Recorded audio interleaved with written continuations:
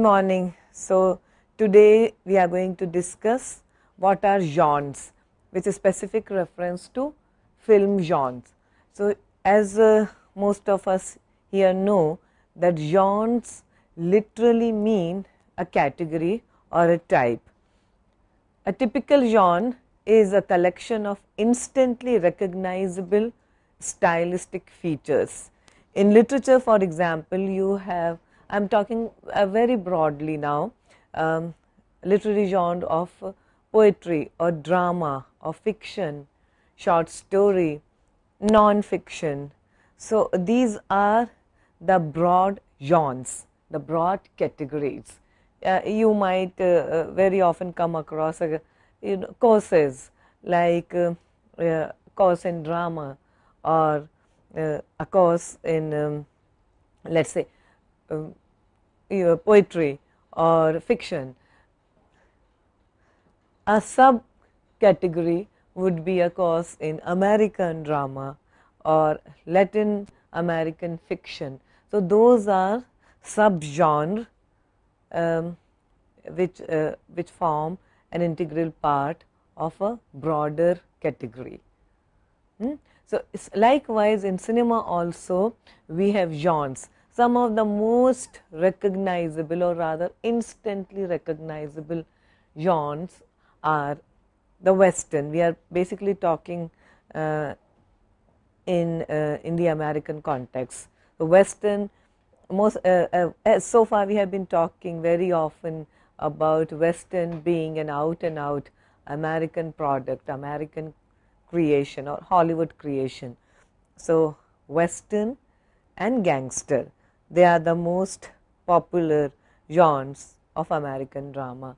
We also have musicals. Even in our country, musicals is a very popular genre.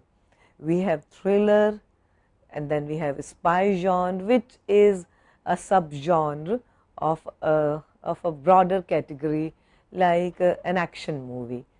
We have martial arts cinema, think Hong Kong cinema, the Bruce Lee, Jet Li, Donnie Yen kind of cinema. So, that is martial arts cinema, but then we have its variants in every part of the world. I mean, Kill Bill was a good example of a martial arts cinema, but then Kill Bill is a specific category, is in a specific category of its own.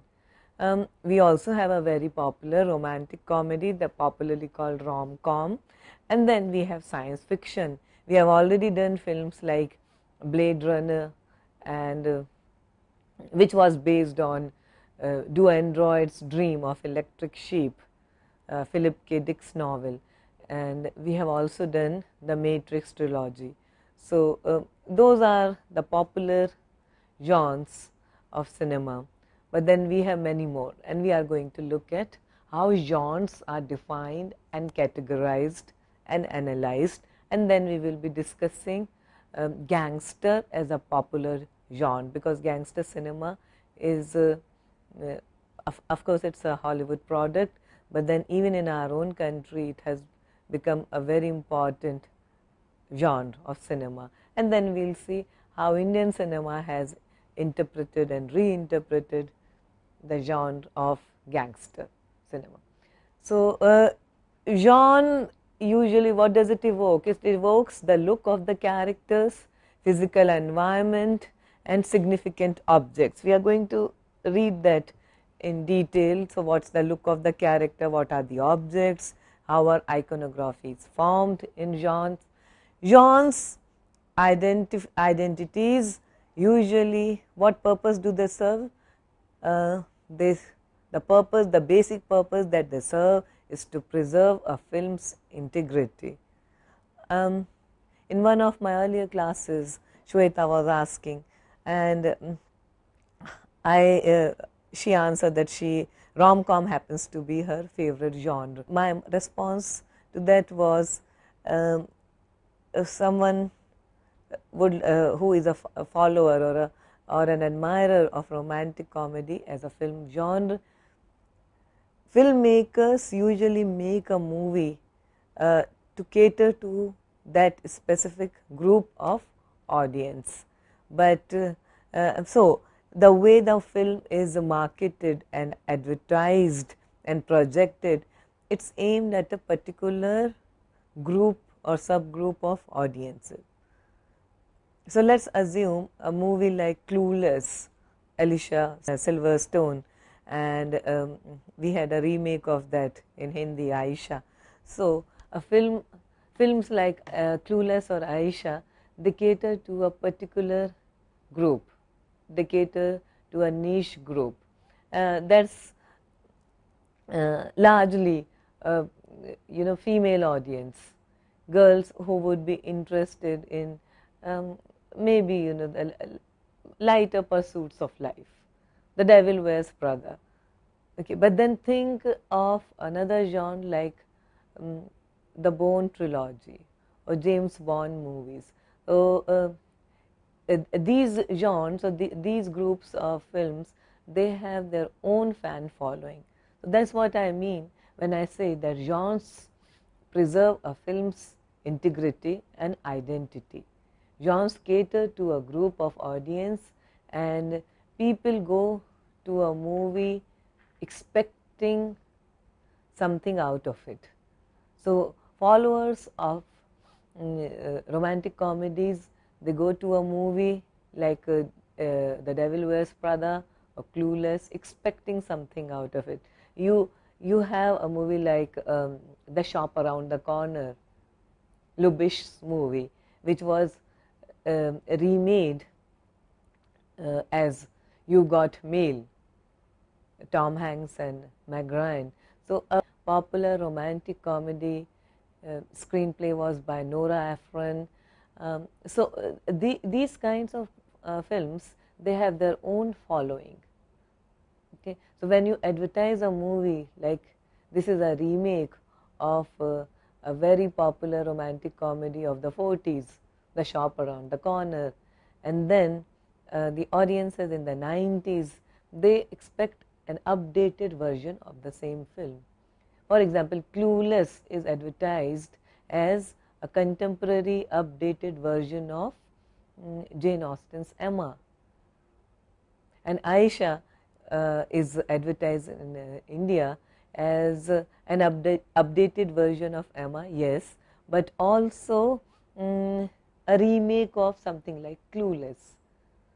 So the audiences that go to watch those movies, they know what to expect, and genres rarely fail to live up to the expectation. Sometimes they do, but then that's another story. So genres, in other words, allow for expectations where certain things can happen and certain things can't. And when certain things happen out of the box, out of character in a particular genre, then we get instance of genre bending or genre blending, and that's also something we are going to look at today. Subgenres. So what are subgenres? I was just talking about courtroom drama as a subcategory of a drama. So what's a subgenre? Think a film like the James Bond trilogy. Now what is it? It's a subgenre of espionage thriller movie, but then again the broad genre would always remain action adventure genre, and a detective or thriller genre or an espionage, it becomes a subgenre category. Okay, so subgenre, we were talking about subgenre is defined by specific characteristics. For example, you have a very popular category, horror cinema. Now horror has been interpreted in several countries in different ways. So Psycho is generally characterized as a horror film. Okay. We also have a subgenre of vampire films. Vampire films. And then another subgenre becomes a slasher film. So I know what you did last summer. I still know what you did last summer.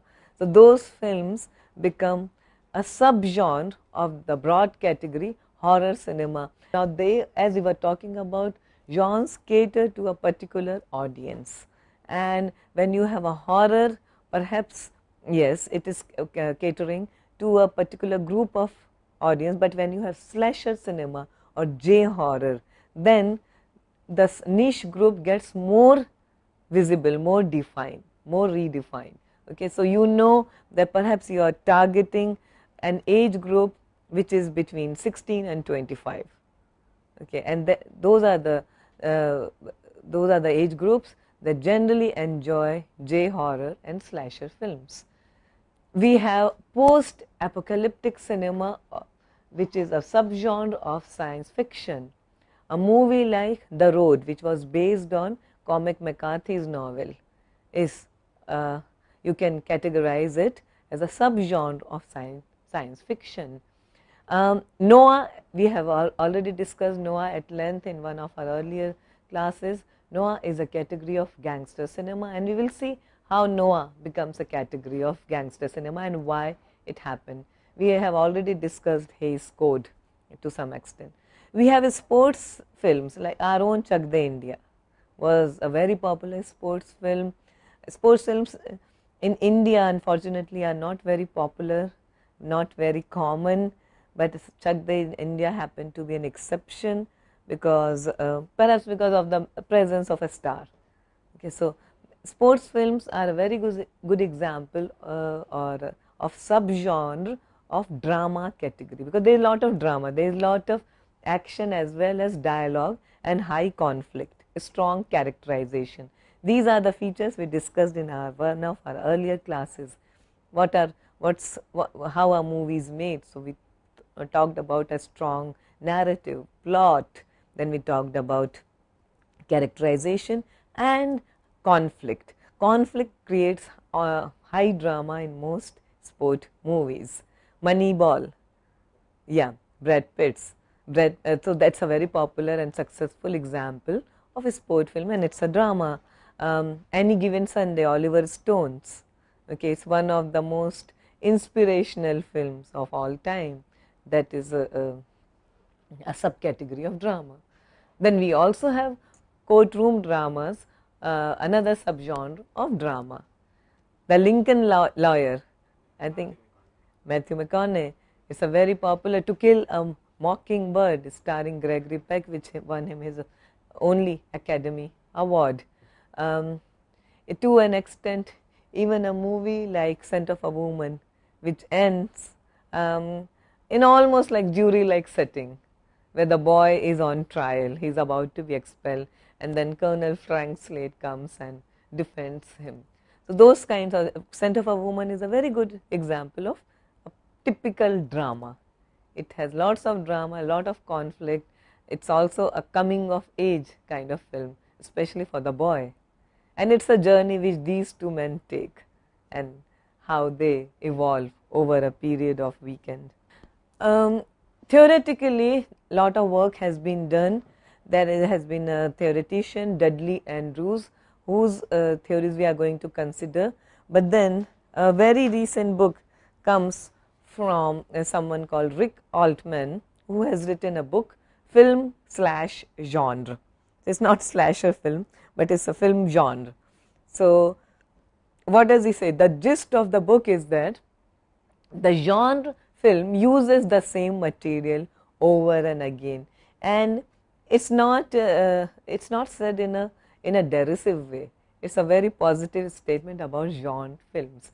Same material over and again. Yeah, I don't know if you remember those two words that we did in one of our earlier classes, the concepts of fabula and sujet. Fabula is a story, sujet is the way a story is told. So fabula is a story. Once upon a time something happened. Okay, Once Upon a Time in America, Sergio Leone's film. It's a gangster film. Yeah, but and it uses the same material over and again. Have you watched the movie, Sandeep? in America, not Once Upon a Time in West. You have heard, yeah. So Once Upon a Time in America is a supreme example of a highly successful gangster movie, but it does not. It has all the tropes. It has all the characteristics. The basic raw material is present of a gangster movie, but then the sujet, the way the movie unfolds, is something very different. Then it does not follow the Godfather trajectory. Now, the Godfather is a very classic linear kind of plot. It has identifiable characters. It has conflict, the kind of conflict where we root for the so-called anti-hero in spite of his weaknesses, in spite of his fatal flaws. We still root for Don Corleone, we still root for Michael Corleone in spite of their very obvious flaws. Once Upon a Time in America takes all the tropes of a gangster movie and then turn them over their heads. What does it do? We don't have the first rule that he violates. Sergio Leone directed the movie, and the first rule he violates is of a linear plot. So the plot is anything but linear. It follows back and forth in time and very non-linear narrative. The first 15 minutes are absolutely silent. And extremely violent. Then, second element of plot is conflict. Yes, there is plenty of conflict and we have lots of violence, lots of bloodshed on screen, but it's not the normal good versus evil. These people kill out of greed and in the quest for power and ambition. So again, this kind of narrative departs from the essentially feel good element of the Godfather. After all, no civilians are ever killed in the Godfather. Yeah, but Once Upon a Time in America, friends kill friends, brothers betray brothers because just for power. And we are not talking about vendetta, it's for naked greed and ambition that crimes are committed here. Then we have characters. A movie like The Godfather has very relatable, very identifiable characters in spite of their essential flaws. However, in Once Upon a Time, we do not have a single sympathetic character. Okay. And we are talking about the presence of a star of the stature of Robert De Niro. Okay, but there is hardly a point when we root for the hero or when we relate to the hero because he is created in such unsympathetic tones. Okay, so what's happening now? Using the same material, yes, but it's the way the story is told. It's all in the hands of a filmmaker, what he does with his material. So yes, it's a genre, it's a recognizable genre, a gangster genre. It fulfills your expectations, but then it's the treatment that differs in Once Upon a Time in America, and it prevents it from becoming a clone of The Godfather. So that's the difference. Now, Rick Altman also suggests that genres are of repetitive nature. Yes, we know. And then repetitive nature seems to diminish the importance of each film's ending along with cause and effect sequences. Now, what does it mean that diminishes the importance of each film's ending? You know, what Altman is trying to tell us is that genre films depend on the cumulative effect of the film's often repeated situations, themes and icons. So, these are the takeaway. Genre films depend on the cumulative effect of the film's often repeated situations, themes and icons, and you know, for example, we can take example like in gangster movies, invariably we never find the hero walking away in the sunset, okay, the way we find in a western. There is also, Western is also kind of a genre, and there we know that the Western hero will never settle down. He has to ride away. He has to restore balance or equilibrium in a society which has been disrupted because of some evil character. So the hero walks in, restores and leaves. So that's because there is some other town waiting to be rescued. That's the idea. So endings are often repeated. That's what we mean when he says genre films depend on the cumulative effect of the film's repeated situations. So we know this is what is going to happen in a typical Western. This is how a typical gangster is going to end. So gangster hero, how he dies on screen. James Cagney, we are talking about the 30s Public Enemies. Then Edward Robinson in Little Caesar, Paul Muni in 1930s Scarface. So they have to die in the end. Okay, there is no hope or no life of promise and roses and wine ending for the gangster hero. So what Rick Altman is trying to suggest is that that genres prevent that element of surprise. Right? Can you think of more examples, Sandeep? For the hero dying. Yes.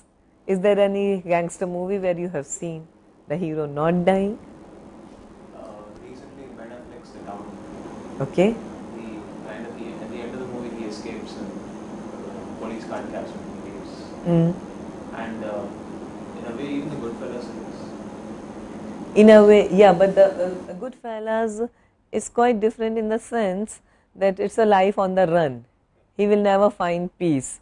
It's a life worse than death.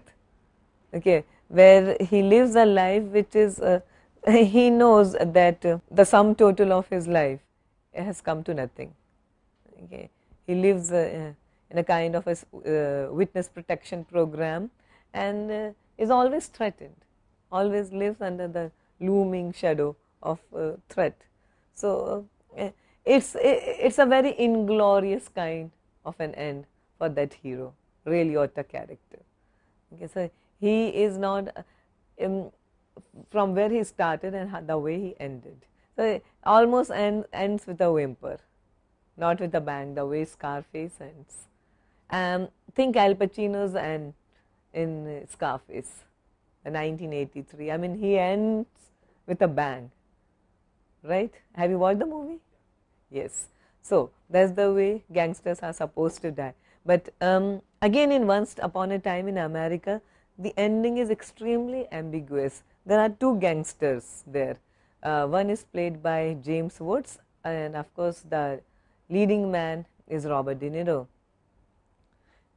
We are left wondering at the end whether the De Niro character is dead or not, or whether he is just whether he is already dead and dreaming the entire movie.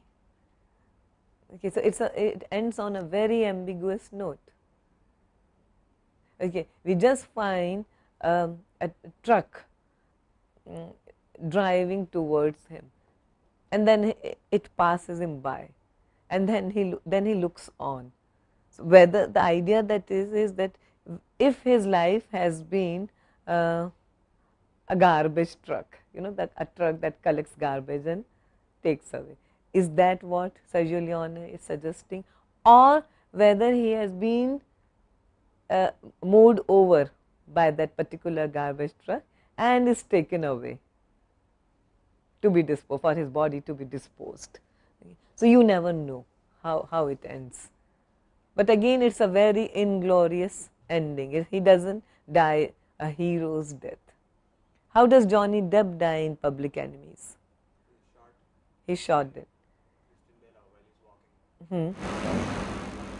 Outside the movie theater? Okay.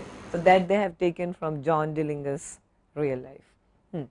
So genre production is allied with, again I am quoting Rick Altman, genre production is allied with decorum, nature science and other standards produced and defended by the sponsoring society. Now, the other theoretician that I was referring to, Dudley Andrews, and he has written a book called Concepts in Film Theory. This is how he explains genres. Genres are specific networks of formulas which deliver a certified product to a waiting customer. So, that is what we have been talking about. You expect romantic comedy, it is a certified product, and there is a waiting and willing customer for this kind of film. The other day, I was reading an interview by Ajay Devgan, and he has done a remake of an 80s pot boiler, Himmatwala. Now, he says that there are very few characters who can pull off a movie like Himmatwala. Originally, it starred Jitendra and Sridevi.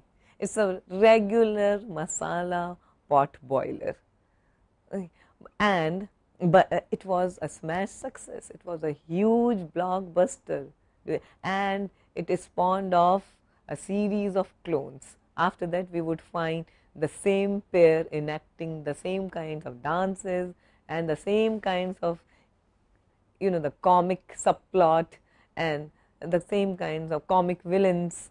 It was like an assembly line production.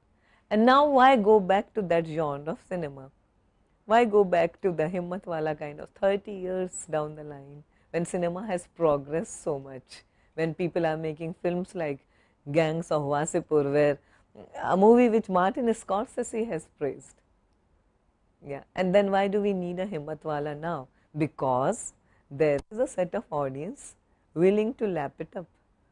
Okay, the same kind of audience which exists for a film like Singham, or for a film like Dabangg or Bodyguard. So, I am not being derisive about the audience. I am saying that there is a certified product which is delivered to a waiting and willing consumer and customer. So, every kind of a movie has a set of consumer or customer. The other day we were talking about the end of new Hollywood cinema. Now, many people, many great directors of that period have lamented the fact that the movement might have died down, and there were so many reasons, and we have discussed those reasons. But it was not as if the audiences had rejected the movement. They do blame the audience for lapping up a movie like Star Wars or Close Encounters of the Third Kind. Yes, so Jaws. Yeah. So perhaps these movies have caused, I think you used the word, dumbing down of the audience. Perhaps there is an imbecile set of audience which will always be there in majority in every society. But that does not necessarily mean that a movie like American Graffiti or American Gigolo, or Days of Heaven wouldn't find its audience. There would always be people who would be there for that kind of cinema also. So, how I was trying to connect the whole thing is that the new Hollywood cinema also, those great filmmakers also felt that the movement died down because of their own mismanagement and because of certain faults in the distribution pattern of cinema. There is always a certain audience expecting a certain kind of cinema. You are a young man in your early 20s perhaps. What kind of cinema are you waiting for? At the present, I'm waiting for that string of summer blockbusters, Man of Steel and those kind of things. Man of Steel, okay, that's Superman. Yeah, because it's produced by Christopher Nolan, so you assume that there will be an edge to the movie. It's not going to be their saccharine sweet Superman kind of story. So, it's not going to be a repeat version of what Christopher Reeves was all about, okay, but because it has Christopher Nolan managing things, so something else would emerge out of it. So, a more Dark Knight kind of Superman. So, perhaps that's your genre of cinema. Okay. But were you waiting so eagerly for the Jeremy Harmer version of Bourne Identity? though you may be a fan of the Bourne trilogy. Really, yeah.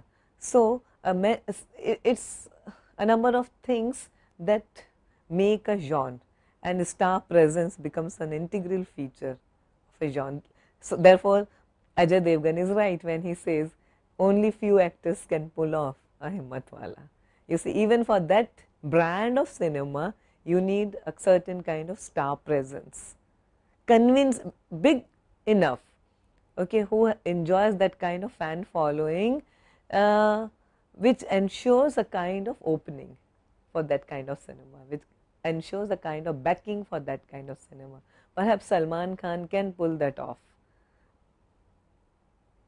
But if you look at certain heroes who are known out and out only for very arty, very classy kind of cinema, they will never be able to pull off the Himmatwala genre of cinema.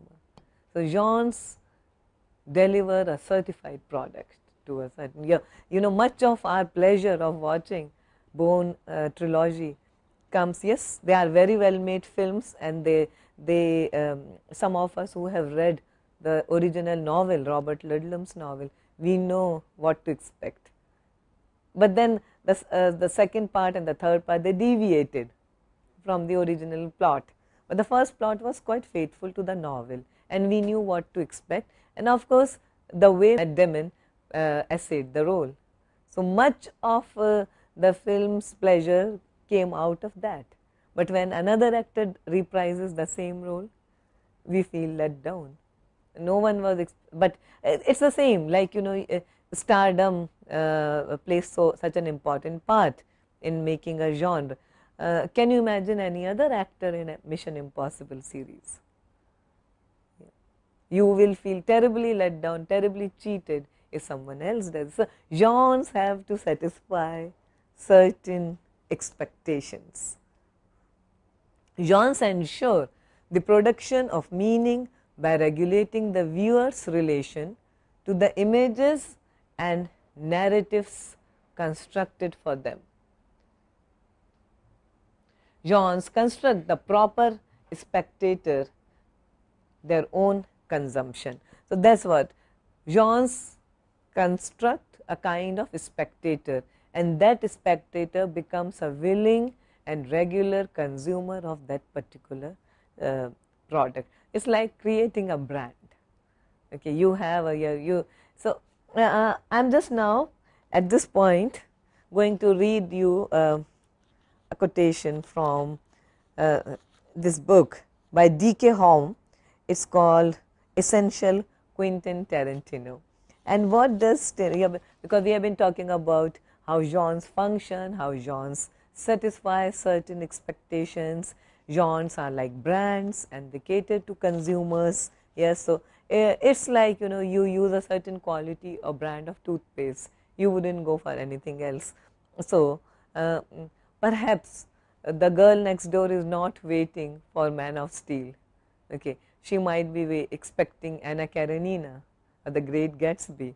Okay, but someone else here might be expecting or awaiting with bated breath for the next series of sequence of, let's say, why is Christopher Nolan not making the Dark Knight series again? Okay, what happens if someone else starts redoing the franchise? Okay, that's the kind of audiences that we have. Now, what does Tarantino say? You know, most movies that win a lot of Oscars, I can't stand. That's Tarantino talking. And then he gives you a list of movies, and that's breathtaking. The kind of movies he can't stand. Sophie's Choice, Ordinary People, Kramer versus Kramer, Gandhi. Okay, so he said these are the movies that win a lot of Oscar Academy Awards, and I can't stand them because all that stuff is safe, generic, and coffee table kind of stuff. Now, why do we call genres safe? He says they are generic stuff. Gandhi is a very safe bet. Don't you agree? Follows all the tropes of biopic. Yes, it has a very universal theme, individual against society. So is Lincoln. Okay, Lincoln again goes back to Spielberg's tried and tested formula in spite of his greatness. What is Lincoln? One man against society, a loner against society, a person who who has come up against all odds, and that man against society. So the sympathy factor for the hero is always there, and that's typically Spielberg. You see, it's all there. Okay, but then again, if you come to a movie which defies genre, like Once Upon a Time in America. What happened to Once Upon a Time in America when it was first released? It was a terrible, terrible, resounding flop. Why? All these three things, it defied categories, it defied genres. So, the non-linear plot, absence of a very palatable conflict. Conflict is there, but it's not the kind of conflict we expect, the good versus evil kind of conflict, individual versus society kind of conflict, that's missing. And identifiable characters, those things are just not there. Okay, these people are extremely selfish, and the only ambition in their lives is to further their own goals, further their own ambitions. So, therefore, they are not the typical feel-good kind of heroes. They are not the kind of heroes who are out to change the society. They are not the Gandhis or the Lincolns. Okay, they do not say, or even Don Corleone. So, they do not satisfy any kind of demands. Although the movie, if you watch it today, it has become a classic. It may not figure on Roger Ebert's top 100 list. It may not be a canonized movie, but it is a classic. If you watch it, it has it is the kind of movie which has become a cult now. Okay, a cult which has all the elements in the right place. I mean, it's a very carefully crafted, magnificently acted movie. You can see a lot of attention has been paid to every single detail. It's that kind of movie. Now, coming back again to Rick Altman and his film genre. So, he gives us 10 tendencies of film genres. And what are those tendencies? He says that genres have a distinct border and can be firmly identified. A typical genre he talks about has, these genres have a distinct border and can be firmly identified. Genre theorists seek to describe the already existing genres. The internal functioning of genre texts is considered entirely observable and objectively describable. Internal functioning of genre. Can you think of certain examples, Sandeep? Internal functioning of genres are observable and describable. Okay. How genres, how the discrete items exist. Okay. I will just give you a very good example. How will a typical gangster hero dress up? Okay, suit. Okay, always, even if you look at a very popular recent 2009 movie, Public Enemies, okay, the black coats as dark as crow's feather, they are all there. The creamy cars, so the iconography is so well established. So these are observable items. That's what we mean. Right? Internal functioning of genre text is considered entirely observable. You can see, they come in those hats and those suits with overcoats, okay, designers, all, certain kinds of cars, certain kinds of settings. These tropes are describable. You know that this is what you expect. Now, Will you find the same tropes in a romantic comedy? Suits and stuff. You will find more attention is given to the girl's clothes.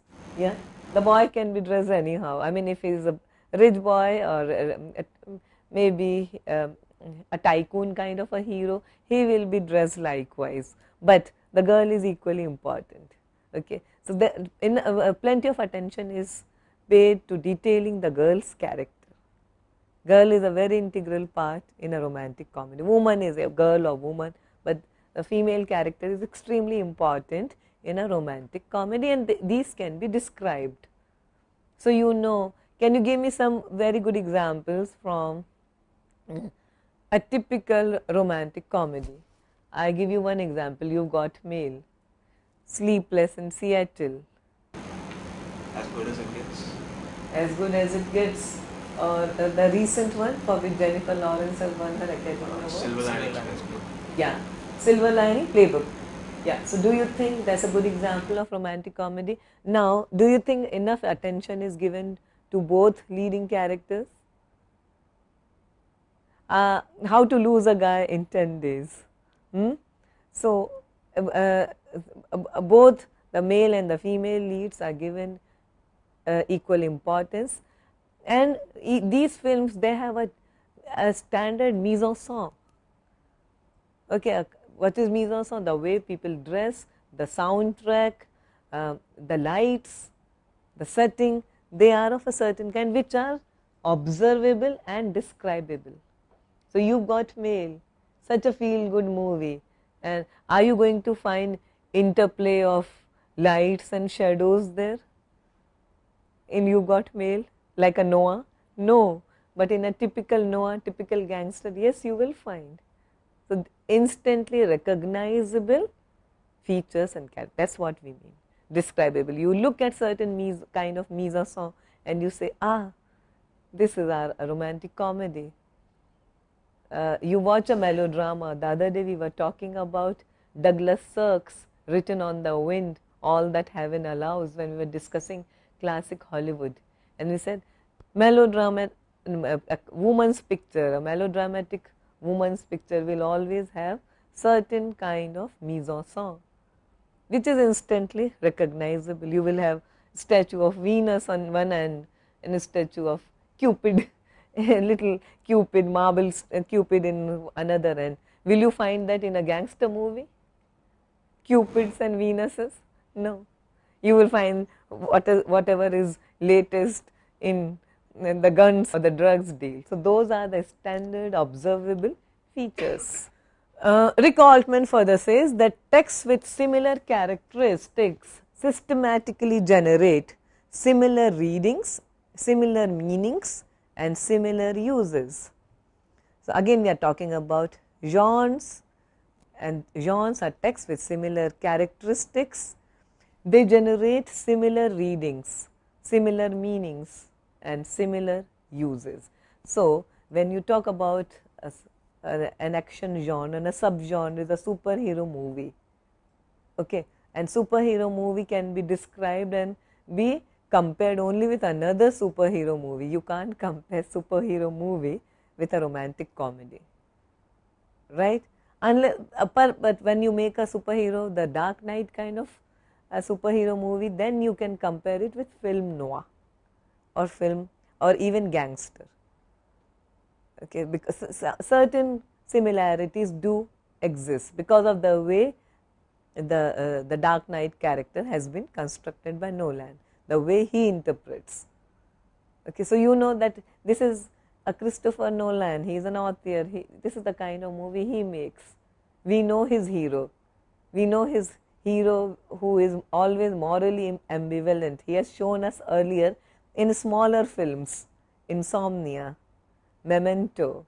We know that in Christopher Nolan, we cannot expect a very straight, very feel good kind of a hero, very clean cut hero. When you watch a Christopher Reeve Superman hero, you know that what to expect from him. Okay, so therefore, similar characteristics, similar systematically generate similar readings. similar meanings. Think of more examples. Similar texts generate similar meanings. 27 dresses and all. They all have the same ending, similar conflicts. Very good example.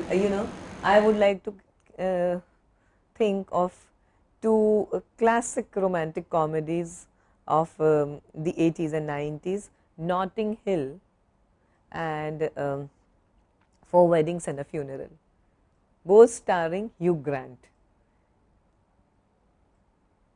Four Weddings and a Funeral, Hugh Grant and Andy McDowell, and Notting Hill, Julia Roberts and Hugh Grant. Okay. And you watch starring the same British actor, you have all the characteristics of a very charismatic Hugh Grant, okay, when he was in his late 20s, early 30s. So, what kind of he was a classic romantic hero in the Cary Grant mold. So, you know what to expect from him. So, Four Weddings and a Funeral will always be compared to Notting Hill, because similar kind of a movie, similar text and similar meanings can be derived, similar mise en scène. Katherine Heigl's movies, now she always plays the same character. She plays this modern woman who's too busy for romance and stuff. And at the end of all the movies, she finds time for romance. In Knocked Up 27 Dresses, The Ugly Truth, the same character she plays. Okay, yeah. We had a romantic comedy when George Clooney started off his career. That was early and mid 90s. He was a major television actor anyway. But then one of his earlier successful movies as a leading man was One Fine Day, Michelle Pfeiffer. And if you watch the movie again, it has all the characteristics of a typical romantic comedy. Boy meets girl. Here it's a woman, a single mother meets a recently divorced father. Okay. So, both of them have a child each, and how they interact, and the entire movie takes course within a span of a day, one fine day. Yeah, they start off hating each other, at the end of the day they are in love. So, there is a relationship between them. So, we know now you understand that certain meanings can be read. I am also now going to talk to you about our own gangster cinema. We have been talking about gangster cinema there, okay, Public Enemies and Scarface, what else? Little Caesar and The Godfather, Once Upon a Time in America. So, these are classic gangster films. Do we have the category of gangster cinema in our country? We have Satya Company in Sarkar. We have the trilogy by Ram Gopal Verma, Satya Company, Sarkar. Earlier, Amitabh Bachchan played a gangster hero in a couple of blockbusters. What were they? Oh, Sholay not. Sholay is a buddy movie. It's a western curry, and what? Dawn comes under the category. And you just gave me an example. Ben Affleck in The Town. He rides away into the sunset. The way Shah Rukh Khan Dawn ends. Okay, but Bachchan's Dawn ends very differently. The gangster hero dies and his look-alike takes his place, and his job is to finish off the gang. So, he is actually a good guy. In Shah Rukh's version, the good guy is killed, which this is a suspense which is revealed to us at the end of the movie. The gangster hero is still alive, and then we have the sequel to that movie where the gangster hero commits a heist and again rides away into the sunset with a girl on his arm. Yeah, Dawn 2 is more like a heist movie, but the first Dawn, again starring Shah Rukh and directed by Farhan Akhtar, the same team comes back together in second Dawn also. But the first Dawn is a literal remake of Bachchan's Dawn, which was released in the 70s, which was a feel-good gangster drama. But Shah Rukh's Dawn ends very differently. Similar readings were done. Scholars worked on that remake also, because it's a very interesting take on the original version. We also have a classic gangster, Diwar, again starring Bachchan, in which he plays a gangster. We also had, of late we had a movie, Once Upon a Time in Mumbai, our own version of the gangster genre. And what about Agnipath? Wouldn't you call that a gangster movie? Bachchan's as well as Hrithik Roshan's. Thank you very much.